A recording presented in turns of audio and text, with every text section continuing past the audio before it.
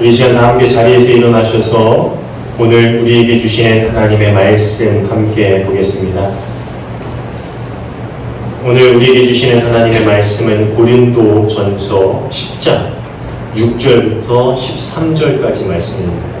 고린도 전서 10장 6절부터 13절까지의 말씀 제가 읽겠습니다. 이런 일들은 우리 조상들이 악을 좋아한 것과 같이 우리가 악을 좋아하는 사람이 되어서는 안 된다는 것을 우리에게 가르쳐주는 본보기가 되었습니다. 그들 가운데 얼마는 우상을 숭배했습니다. 성경에 기록하기를 백성들이 앉아서 먹고 마셨으며 일어서서 춤을 추었다 하였습니다. 여러분은 그들과 같이 우상 숭배자가 되어서는 안 됩니다. 간음하지 맙시다. 그들 가운데 얼마가 간음을 하였고 하루에 23,000명이나 쓰러져 죽었습니다. 그리스도를 시험하지 맙시다. 그들 가운데 얼마는 그리스도를 시험하였고 뱀에게 물려서 죽었습니다. 그들 가운데 얼마가 불평한 것 같이 불평하지 마십시오. 그들은 파멸시키는 이에게 멸망을 당하였습니다. 이런 일들이 그들에게 일어난 것은 본보기가 되려 하는 것이며 그것들이 기록된 것은 말세를 만난 우리에게 경고가 되게 하려는 것입니다. 그러므로 서 있다고 생각하는 사람은 넘어지지 않도록 조심하십시오. 여러분은 사람이 흔히 겪는 시련밖에 다른 시련을 당한 적이 없습니다. 하나님은 신실하십니다. 여러분이 감당할 수 있는 능력 이상으로 시련을 겪는 것을 하나님은 허락하지 않으십니다. 하나님께서는 시련과 함께 그것을 벗어날 길도 마련해 주셔서 여러분이 그 시련을 견뎌낼 수 있게 해 주십니다. 아멘. 이는 오늘 우리에게 주시는 하나님의 말씀입니다. 자리에 앉아 주시기 바랍니다.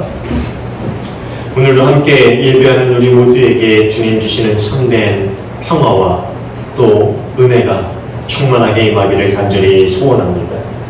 제가 예전에 들은 이야기인데요. 이 아프리카 원주민이 원숭이를 잡는 방법에 대해서 아주 재미있는 이야기를 하나 들었습니다. 아마 여러분도 혹시 들어보셨을지 모르겠는데요. 이 야자 열매나 나무에 작은 구멍, 원숭이 손이 하나 들어갈 만한 구멍을 낸다고 합니다. 그리고 그 구멍 안에다가 오렌지나 바나나 같은 열매들을 이렇게 넣어 놓으면요.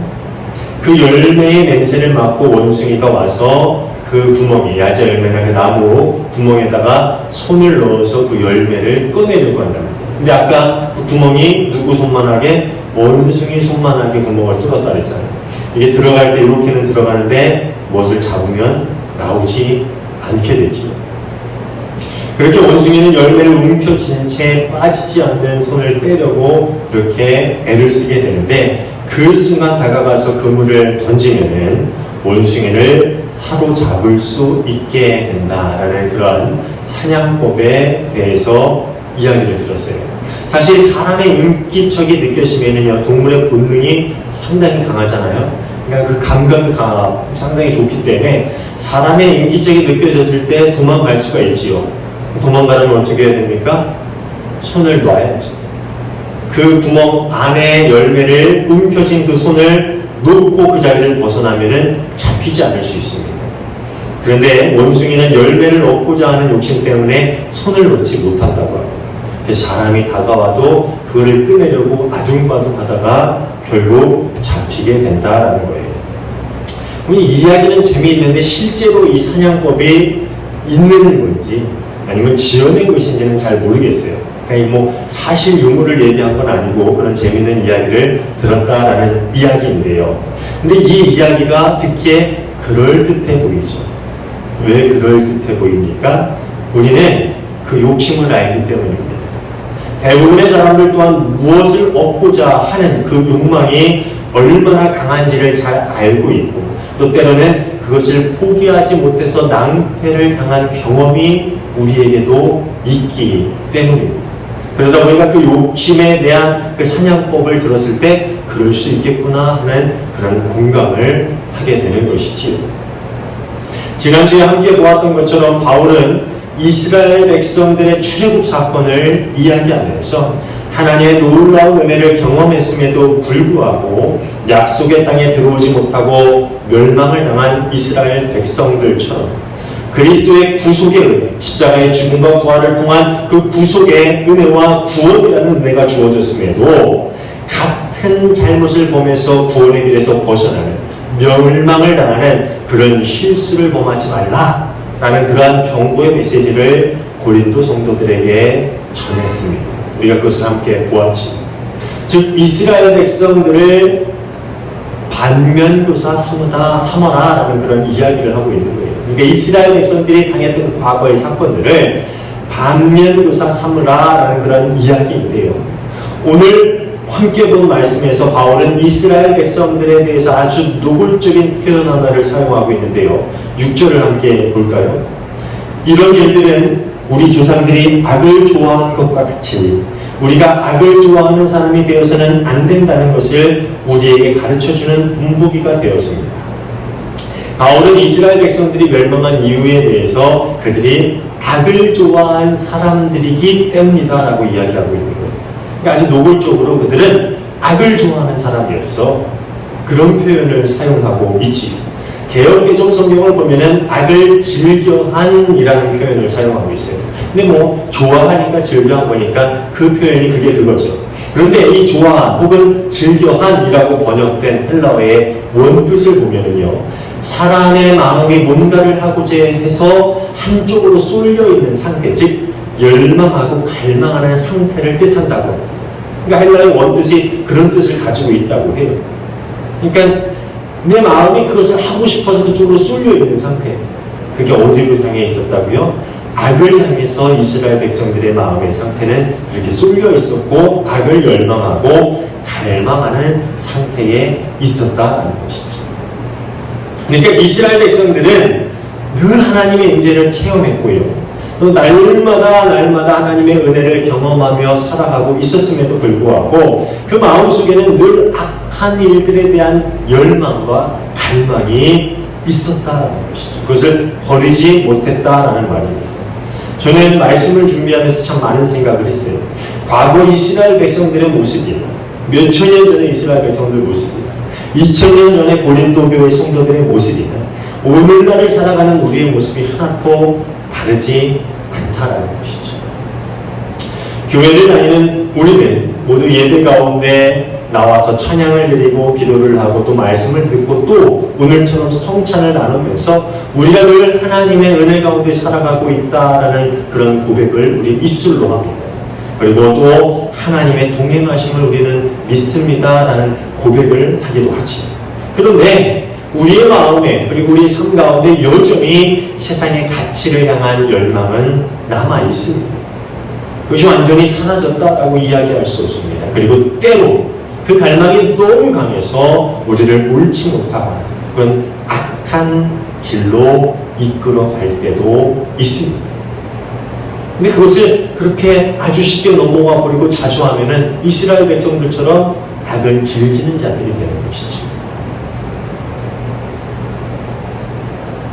바울 사도는 이스라엘 백성들의 출애굽의 시간들 가운데서 그들이 어떤 악한 일들을 좋아했는지, 그들이 어떤 악한 일들을 즐겨했는지, 그 어떤 열망을 향해서 그렇게 쉽게 넘어가고 그렇게 쉽게 그 악한 길들을 갔는지 4가지 예를 들어서 이야기하고 있는데요. 우상숭배, 음행, 하나님을 시험하는 것, 그리고 원망이었습니다. 사실 이 4가지는 뭐 한 가지로 묶어서 볼 수 있는 동일한 요소에서 나오는 건데요. 일단 7절을 한번 볼까요? 그들 가운데 얼마나 우상을 숭배했습니다. 성경에 기록하기를 백성들이 앉아서 먹고 마셨으며 일어서서 춤을 추었다 하였습니다. 여러분은 그들과 같이 우상 숭배자가 되어서는 안 됩니다. 바울이 이야기하는 이 우상 숭배의 사건은 출애굽기 32장에 나오는 사건인데요. 혹시 여러분 기억하실지 모르겠는데 이 출애굽 이후에 시내산에 도착해서 모세가 산에 올라갔을 때 그것을 기다리던 백성들이 금송아지를 만들어서 아론을 앞세워서 금송아지를 만들어서 그것에 제사한 그런 사건을 가리키는 겁니다. 그리고 그 형상 앞에서 제단을 쌓고 거기다 제사를 드리기 시작했죠. 그 유명한 사건. 그래서 돌판을 집어 던진 그 사건이잖아요. 잘 아시죠? 이 출애굽기 32장 6절을 보면은요, 그때 제사를 지내면서 그들이 어떻게 했는지가 잘 나와 있는데요. 이렇게 나오고 있습니다. 이튿날 그들은 일찍 일어나서 번제를 올리고 화목제를 드렸다. 그런 다음에 백성은 앉아서 먹고 마시다가 일어나서 흥청거리며 뛰놀았다. 금송아지를 만들어 놓고 그것이 우리를 애굽에서 이끌어낸 하나님이다 라고 이야기하면서 그 앞에 번제나 화목제를 드리고 그리고 그 앞에서 앉아서 먹고 마시며 일어서 흥청거리며 뛰놀아.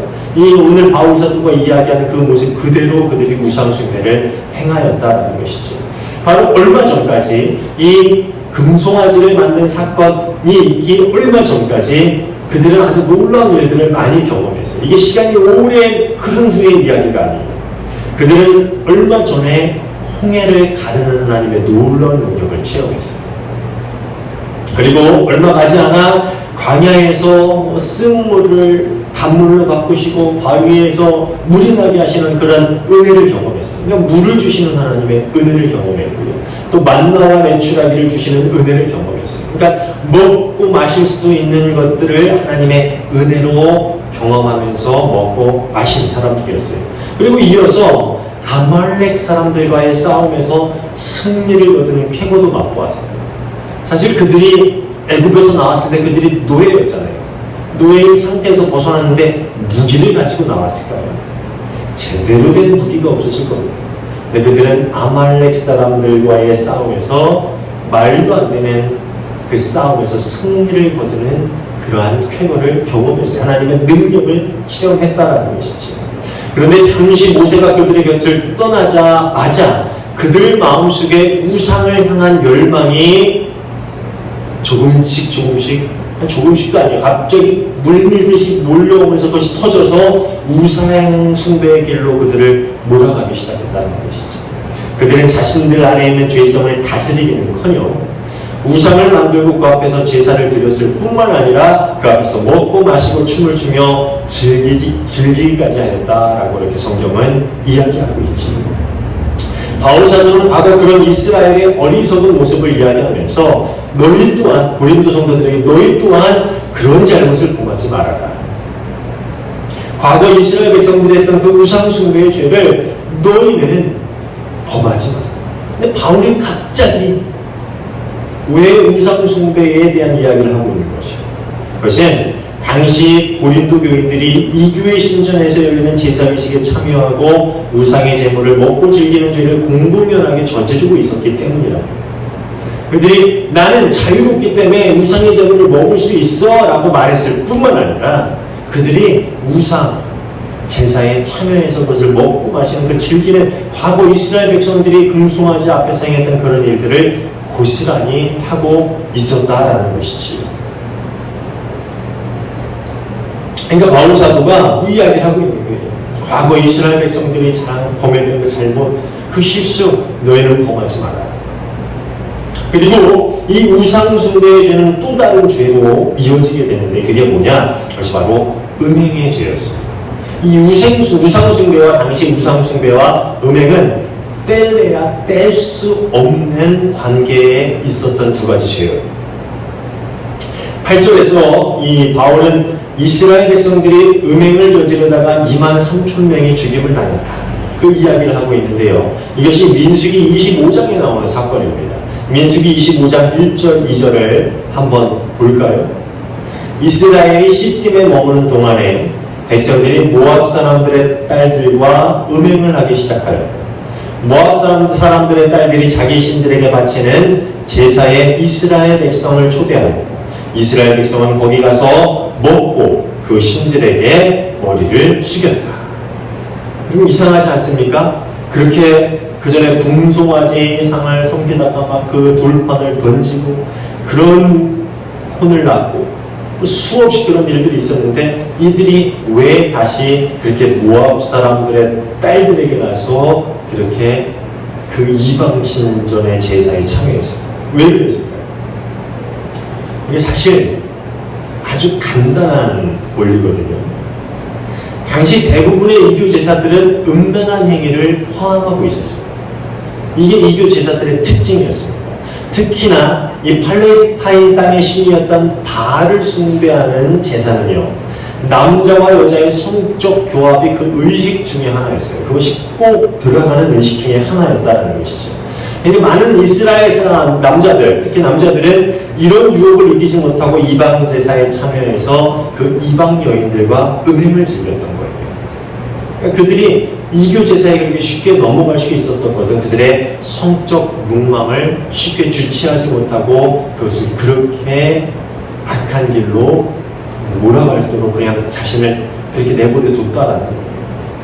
처음에 말씀드렸듯이 이 바울이 살아가던 고린도라는 도시의 상황도 비슷했습니다. 예전에 말씀드린 적이 있는데 고린도 하면은 뭐예요? 성적 반종의 도시였다. 이 종교적 매춘이 아주 성행했던 도시입니다. 한번 말씀을 드린 적이 있는데 미의 여신이었던 아프로디테 신전에는 수천 명의 신전 창기, 여사제라는 이름으로 수천 명의 신전 창기들이 상주할 정도였다고 하니까 그 정도로 이 당시 고린도 교회 교인들이 살아가던 그 도시의 상황이 바알 제사를 지냈던 때보다 더하다고 해도 과언이 아닐 정도였죠. 그러니까 그런 성적 방종의 도시에 그들이 살아가고 있었다는 거예요. 그렇기 때문에 바울 사도는 고린도 성도들에게 우상 숭배에 빠지는 죄가 결국 음행으로 이어지게 되는 그런 죄가 죄를 낳는 악순환이 계속될 것이다 라는 그런 경고를 하고 있는 거예요. 그러니까 우상 숭배에 빠지면 너희 과거 이스라엘 백성들이 우상 숭배에 빠져서 그런 음행을 저지르기 때문에 너희 똑같잖아 지금. 너희가 이교의 신전에 가서 거기서 먹고 마시고 즐기게 되면 그 니네 하는 것처럼 거기서 똑같이 성적 방종, 그 음행을 저지르지 않겠냐. 그런 이야기를 하고 있는 거예요. 그리고 세 번째로 이 하나님을 시험했던 이스라엘 백성들의 잘못에 대해서 이야기하고 있는데요. 구절을 한번 볼까요? 그리스도를 시험하지 맙시다. 그들 가운데 얼마는 그리스도를 시험하였고 뱀에게 몰려서 죽었습니다. 어떤 사본에는 이 그리스도를 주라고 번역하기도 하는데요. 이 그리스도라는, 그러니까 사실 이게 민수기 21장에 기록된 사건인데 여기서 그리스도가 왜 나오냐? 메시아가 영적으로 그 사건에 임했다. 그러니까 출애굽의 사건에 하나님과 함께 하셨다라는 그런 의미에서 바울 사도가 여기서 그리스도라는 단어를 사용하고 있는데, 어쨌든 이 민수기 21장에 기록된 사건인데 이게 뭐냐? 약속의 땅을 목전에 두고 하나님께서 이스라엘 백성을 인도하시는데 눈앞에 둘 생각이 그냥 가면 되잖아요. 가로질러서 먼 길로 돌아가게 하시고. 이스라엘 백성들이 어떻게 했을 것 같아요? 주님의 뜻이 있으시겠죠.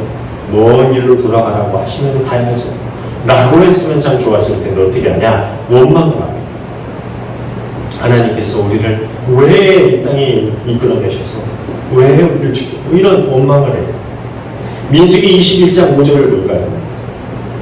어찌하여 우리를 이집트에서 데리고 나왔습니까? 이 광야에서 우리를 죽이려고 합니까? 먹을 것도 없습니다. 마실 것도 없습니다. 이 보잘것없는 음식은 이제 진절이다. 그러니까 이스라엘 백성이 이렇게 원망해요. 돌아가려니까 싫어요. 빨리 들어가고 싶어요. 왜 우리를 데리고 나와서 여기서 죽이려고 그럽니까? 먹을 게 없어요? 마실 게 없어요? 있었죠. 근데 뭐라 그래요? 이 보잘것없는 음식이 돼 진절이가 많아요. 우리도 가서 그 땅에서 마음껏 먹고 마시고 우리도 이전처럼 우리가 살고 싶어요. 그래서 어떻게 하냐? 불뱀을 보내서 이스라엘 백성들이 많이 죽게 하죠. 하나님을 시험해서 그런 일들이 일어나게 된 그 민수기의 사건을 이야기하고 있는 거예요. 근데 여기서 이 시험하다라는 단어, 구절에서 시험하다라고 번역된 헬라어는요, 주로 하나님의 선하심, 능력, 지혜 같은 그런 하나님의 속성을, 하나님의 성품이죠. 하나님의 성품을 잘못된 동기에서 알아보려고 하는 시험이에요. 잘못된 동기에서 그것을 한번 이렇게 알아보려고 하는 그 인간의 악한 생각을 가리키는 표현이라는 거예요. 그러니까 그 성품을 한번 드러내게끔 악한 동기에서 그것을 한번 이렇게 시도해 보는 거죠. 이것이 시험하다라는 헬라어의 주 의미입니다. 그러니까 이스라엘 백성들이 하나님의 인도하심에 불만을 품고 하나님의 능력을 시험하고자, 하나님의 관용, 또 하나님의 그런 속성들을 시험하고자 그런 마음에서 이런 원망이 비롯되었다라는 것이죠.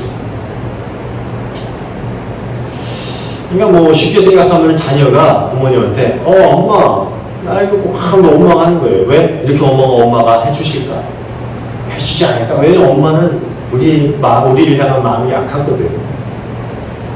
이런 마음에서 그렇게 막 원망하고 불평하는 이게 시험하는 거죠. 그런 성품을 이끌어내기 위해서 잘못된 동기에서 그렇게 행했다는, 이게 시험하다는 거예요. 그런데 이 신약학자인 톰 라이트는 하나님을 시험하는 것에 대해서 아주 재미있는 표현을 사용하고 있는데요. 뭐냐면 메시아를 힘겨루기 무대에 올리는 상황이라는 그런 표현을 사용합니다. 재미있지 않습니까? 하나님을 힘겨루기 무대에 올린다라는 거예요. 그러니까 한 주석서는 고린도 교회 성도들이 이교도들의 우상에 참여하면서 과연 하나님이 자신들을 우상 숭배의 길에 빠지지 않도록 보호해 주실 것인지, 구원해 주실 것인지, 혹은 그런 죄를 지었음에도 우리를 용서하시고 관용을 베풀어 주실 것인지 시험했다. 한 주석서는 그렇게 이야기하고 있어요. 그들이 정말 이런 마음을 가지고 있었는가라는 것에 대해서는 우리가 확신할 수 없어요. 근데 확실한 것 하나는 그들은 여전히 그리스도와 이방신들 사이에서 갈팡질팡했다라는 거예요. 어느 것 하나 확실히 선택하지 않았다라는 거예요. 그러니까 하나님과 이방신을 시험했다는 것이죠. 이스라엘 백성들 똑같았잖아요. 하나님과 다른 것을 시험했잖아요. 왜 우리를 이끌어냈습니까? 그곳에서 이방신들을 섬기며 살았으면 더 좋았을 텐데. 하나님 선하십니까? 다른 이방신들처럼 더 좋은 것을 우리에게 주실 수 없습니까? 똑같잖아요. 그러니까 이스라엘 백성들이 그랬던 것처럼 고린도 교회 성도들 또한 그랬다는 거예요. 내가 그리스도인이 된 이후에도 여전히 이교도의 재산을 놓지 못하고 하나님과 이방신을 같은 선상에서 힘겨루게 시켰다라는 것이죠. 이교도의 풍습을 버리지 않았고 자신들에게 주어진 완전한 자유를 잘못 해석함으로 그리스도 공동체 일원으로, 그리고 동시에 이방신전에 참여하는 이방신의 이방교회, 이교도죠. 이교도의 교인으로 살아가고 있었다.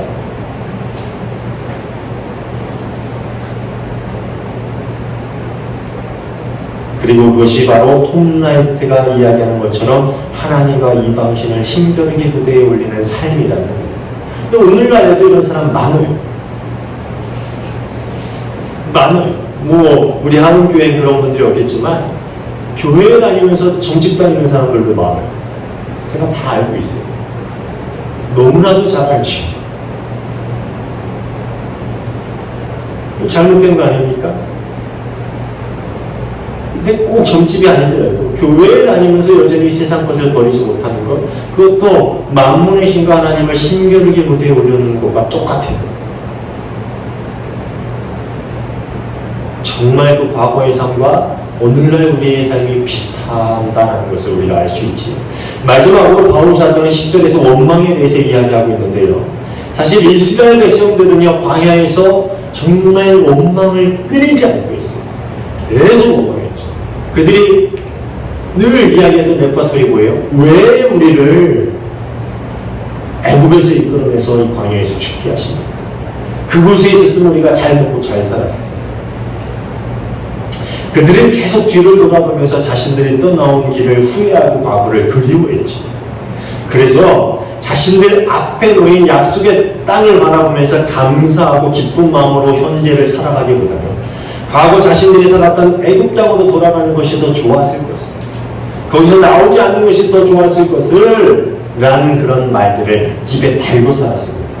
그런데 사실 한번 따져보면요, 광야에서의 삶이 아무리 힘들었다 해도 노예로 살아갔던 애굽에서의 삶보다 힘들었을까요?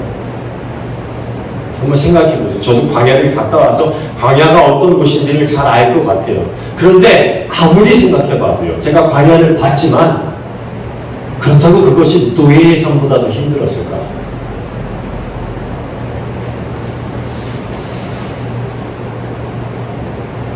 출애굽기를 보면요, 그들이 노예의 삶을 살고 있었을 때 어땠는지 이야기하고 있잖아요. 늘 그들의 울음소리, 부르짖음이 그치지 않았다. 그러니까 노예의 삶 여러분 알다시피 뭐가 좋았겠어요? 일어나면 강제로 일해야죠. 그 임금을 받습니까? 받지도 못하죠. 그냥 주는 거 겨우겨우 먹고 살면서 그렇죠. 그렇게 삶을 살고 내 자식도 노예가 돼요. 평생 애국을 위해서 일하고 아무리 광야에서 사는 게 힘들어도 노예보다 힘들었을까? 여러분 그렇지 않습니까?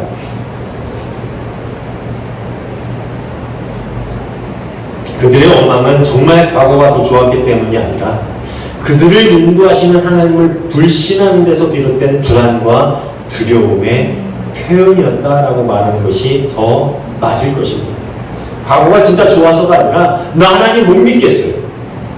그래서 내일 내가 진짜 좋은 삶, 그 약속의 땅으로 들어갈 수 있는 삶이 주어질지 나 그거 모르겠어요. 그래서 불안하고 두려워요. 당신을 못 믿겠습니다. 어쩌면 고린도 교회 성도들은 이스라엘보다 더 어려운 상황에 처해 있었을지 몰라요. 그렇지 않습니까? 이스라엘은 날마다 구름 기둥, 불 기둥을 경험하고 그곳에 인도하시는 하나님을 체험하고 아침이면 만나를 뿌려주시는 하나님의 은혜를 경험했어요. 사실 그들이 40년 방황한 것은요, 그들이 원망했기 때문에 일어난 일입니다. 그렇잖아요. 가데스 바네아에서 그 들어가기 전에 우린 다 죽었다 하니까 그 다음부터 39년을 방황한 거잖아요. 거기 가는 데까지 1년 걸렸습니다. 그럼에도 불구하고 그들은 40년 동안 여전히 떠나지 않은 하나님의 은혜 가운데 살았죠. 근데 이 고린도 교회 성도들은 그들보다 더 어려운 상황이었어요. 시대는 지났고 더 나은 문화적인 삶을 그들이 경험하고 영위하며 살아갔다 할지라도 이 그리스도를 믿고 나서의 삶은 이전보다 더 많은 제약이 따랐을 것이고 더 많은 고난이 생기는 일이었을 것입니다. 그리고 이스라엘 백성보다 더 놀라운 하나님의 능력을 날마다 체험하며 살지는 못했을 거예요. 구름기둥, 불기둥 날마다 집에 임하는 그런 정말 말도 안 되는 일을 날마다 경험하지는 않았을 거잖아요. 이적이 많이 일어났다 하더라도 그들의 삶이 이스라엘보다 더 어려웠을 것 같아요. 사실 이전에는 자연스럽게 이방 신전에 제의에 참석하고 아무 것이나 먹고 마시고 걸 즐겼고 또 은행도 아무런 죄책감 없이 행했지만 그리스도인 되고 나면부터 그 모든 것으로부터 멀어져야 해요. 그리고 그 모든 것으로부터 멀어진다라는 것은 사회로부터 동떨어진다라는 것을 의미했어요. 친구들로부터 멀어져야 했고요. 그들의 직장 동료나 그들의 사회적 그 관계로부터 모두 단절되어야만 했다라는 거예요. 그럼에도 불구하고 그들은 자신을 지키기 위해서 또 다른 이들의 신앙에 걸림돌이 되지 않기 위해서 더욱더 거룩한 삶을 살아야만 했습니다. 그들이 이제 세상적인 가치관에서 벗어나서 하나님의 다스림 아래에서 살게 되었고 이제 죄의 삶에서 벗어나서 하나님을 바라보는 인생이 되었기 때문에 그 모든 어려움과 또 그 모든 유혹들을 견뎌내는 삶을 살아야 했다는 것이죠. 이스라엘 백성들은 차라리 따로 떨어져서 광야에 살면서 날마다 하나님의 부어주시는 은혜를 경험했다 하더라도 이 고린도 교회 성도들은 아니잖아요. 그 고린도라는 성적 방종의 도시 안에 살아가면서 그것을 의지적으로 끊어내고 또 그렇게 단절됨으로 인해서 겪어야 하는 사회적인 제약과 핍박과 모든 고난들을 고스란히 견뎌내는 그런 삶을 살아야 됐다는 것이죠. 왜? 하나님의 나라라는 그들 앞에 놓이는 더 찬란한 영광의 삶이 그들을 기다리고 있었기 때문이죠. 그런데 그렇게 어려운 상황 가운데서 종종 그들은 뒤를 돌아보면서 이스라엘 백성들처럼 과거를 그리워하는 실수를 범할 수도 있었다는 것이죠. 이전의 삶이 더 편했지, 이전의 삶이 더 즐거웠지, 나 하고 싶은 대로 해도 되고 나 먹고 싶은 대로 먹고 마시고 또 세상 사람들이 돈을 벌기 위해서 하는 것처럼 남도 속이고 사기도 치고 여러 사람들과 육적인 관계도 즐기고 그렇게 마음대로 살았던 과거가 참 좋았지, 그런 생각을 어쩌면 참 자주 했을지도 몰라요. 그래서 바울 사도는 그들에게 이 네 가지 이스라엘 백성들의 잘못을 이야기하면서 이것을 반면교사 삼아서 절대 멸망당한 백성들처럼 되지 말라라는 그런 이야기를 하고 있는 거예요. 너희가 지금 힘들고 또 유혹이 너희를 넘어뜨리려 하고 그 오히려 이스라엘 백성보다 더 힘든 그런 상황 가운데 너희가 처했지만 그들이 그런 잘못들을 범해서 멸망당한 것처럼 너희 또한 멸망당하지 말아라. 그런 실수를 범하지 말아라. 그런 이야기를 하고 있는 거예요. 11절을 한번 볼까요? 이런 일들이 그들에게 일어나는 것은 본보기가 되게 하려는 것이며 그것들이 기록된 것은 말세를 만난 우리에게 경고가 되게 하려는 것입니다. 그 얘기를 하고 있는 거죠. 이스라엘 백성들의 삶이 우리에게 전해지는 것은 반면교사 삼으라는 거예요. 너희도 그렇게 살다가 죽지 말라는 거예요.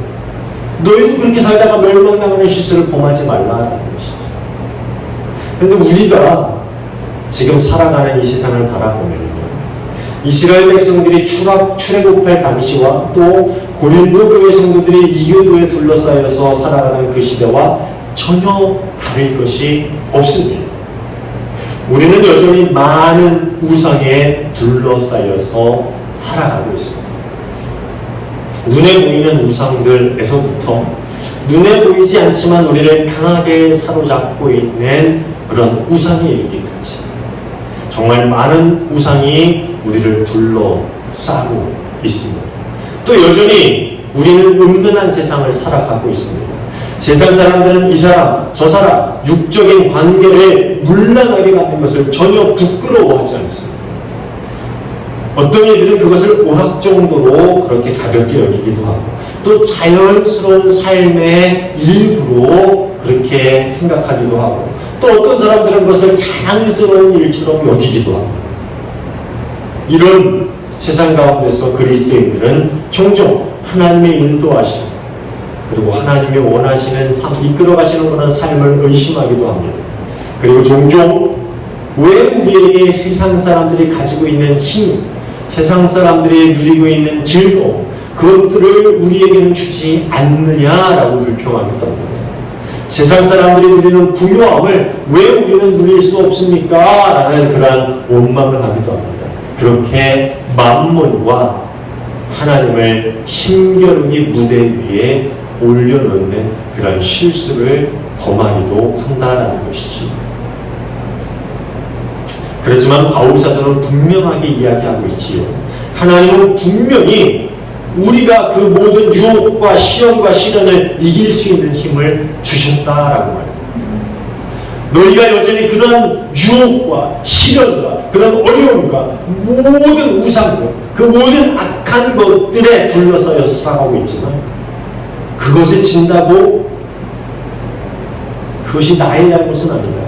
나는 이미 너희에게 그것을 이길 수 있는 힘을 주었습니다. 나는 너희가 충분히 그것을 이길 수 있는, 견딜 수 있는 그런 능력을 주었습니다. 그렇게 이야기하고 계시죠. 13절을 한번 볼까요? 13절 함께 볼까요? 여러분은 사람이 흔히 겪는 시련밖에 다른 시련을 당한 적이 없습니다. 이 다음부터 우리 같이 읽을까요? 하나님은 신실하십니다. 여러분이 감당할 수 있는 능력 이상으로 시련을 겪는 것을 하나님은 허락하지 않으십니다. 하나님께서는 시련과 함께 그것을 벗어날 길도 마련해 주셔서 여러분이 그 시련을 견뎌낼 수 있게 해주십니다. 우리가 충분히 견뎌낼 수 있는 시련만 우리에게 찾아오게 하셨고요. 우리가 능히 이겨낼 수 있는 유혹만 우리에게 올 수 있도록 허락하셨다는 것이죠. 그렇다면 뭐예요? 그 다음에 하나님을 원망할 일이 아니죠. 그 다음은 우리의 선택에 달렸어요. 그러니까 선택이 우리의 몫이라는 거예요. 손에 잡은 욕망을 내려놓을 것인지 움켜쥐고 있을 것인지 그 욕망을 내려놓고 하나님 나라를 향해 계속 걸어갈 것인지 아니면 그 욕망을 계속 움켜쥐고 왜 주지 않냐고 왜 누릴 수 없냐고 그렇게 원망하고 불평할 것인지 우리 선택이 그 우리의 몫이라는 거예요. 아까 원숭이 얘기했잖아요. 그거 놓으면서 왜 안 줘요? 왜 우리는 다가오는 그 시련 우리 겪어야 돼요. 왜 이거 안 줘요? 근데 이거 갖고 편안하게 살고 싶어요. 그렇게 살 것인지, 아니면 그것을 놓고 하나님의 나라를 향해 갈 것인지. 선택이 우리 몫이라는 거예요. 제가 이번 주 설교의 제목을 좀 고민했어요. 설교 준비를 다 하고 여러 가지 제목이 떠올랐는데, 지난주 제목이 보장된 구원하고 물음표였잖아요. 그 내용은 기억하십니까?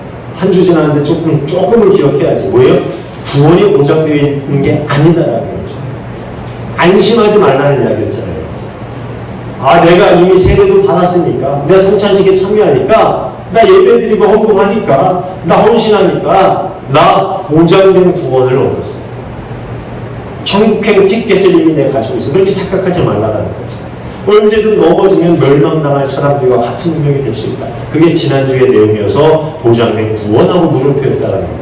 그런데 제가 이번 주 말씀을 준비하면서 깨달은 것이, 근데 구원이 보장된 게 맞더라고요. 여러분에게 구원은 보장되어 있어요.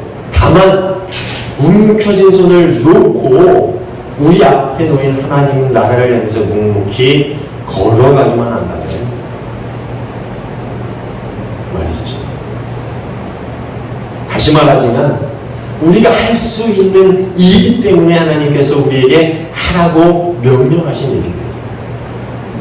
그렇다면 하나님은 그리스도인들에게 구원을 보장하게 말지. 할 수 없는 일을 하라고 했으면은 구원은 정말 일부 사람들에게만 주어져요. 특출난 능력을 가진 사람들에게만 주어진 거예요. 그러니까 보장된 거라고 할 수 없어요. 그런데 분명히 얘기하잖아요. 너희가 할 수 있으니까 하라고 하는 거야. 너희가 이길 수 있으니까 준 거야. 그럼 뭐예요? 보장된 구원을 허락하시는 거지. 다만 우리가 어떤 것을 선택할 것인가? 우리에게 달린 것이지. 사랑하는 여러분, 손을 놓을 수 있기를 바랍니다. 세상적인 것들을 여전히 사랑하는 그 미련의 손을 놓고, 우리 안에서 꿈틀대는 욕망을 움켜잡으려는 우리의 손을 놓고, 하나님께서 부르시는 하나님의 나라를 향해서 힘차게 걸어갈 수 있는 저와 여러분 모두가 되시길 바랍니다. 사실 이 손에 힘이 들어가는 건 저도 그래요. 눈앞에 보이면 잡고 싶어요. 움켜쥐고 싶어요. 그런데 이것을 놔야 살 수 있다라는 것을 말씀을 통해서 우리가 깨닫잖아요. 여러분, 놓으시길 바랍니다. 내가 여전히 움켜쥐고 놓지 못하는 것들이 무엇인지 그것을 놓고 보장된 구원을 향해서, 하나님이 약속하신 그 구원을 향해서, 하나님의 나라를 향해서 그렇게 힘차게 걸어갈 수 있는 저와 여러분 모두가 되시기를 주님의 이름으로 축원합니다. 기도하겠습니다. 하나님 감사합니다. 부족한 저희를 늘 사랑하여 주시고, 저희가 부족하게 이길 수 있는 시험과 유혹만 저희에게 주시며 감사를 드립니다. 예, 성령의 능력을 힘입어서 저희는 이길 수 있습니다. 그 승리를 통해서 하나님께서 영광을 받으시기를 원하신다라는 것을 저희가 잘 압니다. 그렇게 손을 놓고 욕심을 놓고 욕망을 포기하고 우리가 이길 수 있는 그 시험을 이기고 견딜 수 있는 그 시련을 견디고 그렇게 주님 앞으로 나아가는 이들에게 구원을 허락하신다라는 그 하나님의 약속을 믿고 그렇게 하나님 나라를 향해 걸어갈 수 있는 저희 모두가 되게 하여 주시옵소서. 그렇게 저희에게 약속된 구원, 보장된 구원을 모두 받고 누릴 수 있는 그 기쁨 가운데 살아갈 수 있는 저희 모두가 되게 하여 주시옵소서. 손을 놓기를 원합니다. 손을 놓게 하시고 주님을 붙드는 저희 모두가 되게 하여 주시옵소서. 늘 저희 삶 가운데 동행하심을 믿고 감사하며 예수님 이름으로 기도하옵나이다. 아멘.